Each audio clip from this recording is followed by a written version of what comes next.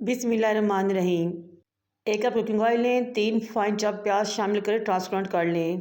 1 kilo chicken लें, धोएं साफ़ करें, इसमें शामिल कर लें।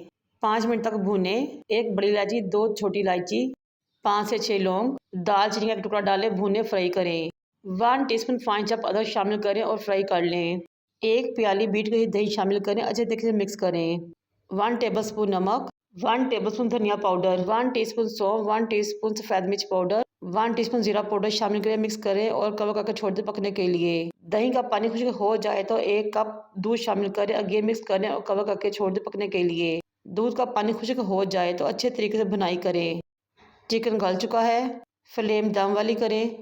बारीक कटी हरी मिर्चें, धनिया और जूलियन कटी में अदरक शामिल करें। 1 टीस्पून काली मिर्च, 1 टीस्पून कसूरी मेथी शामिल करें। 1 टेबलस्पून सोया सॉस शामिल करें। क्रीम का पैकेट शामिल कर मिक्स करें और दम पे लगा दें 2 से 3 मिनट के लिए।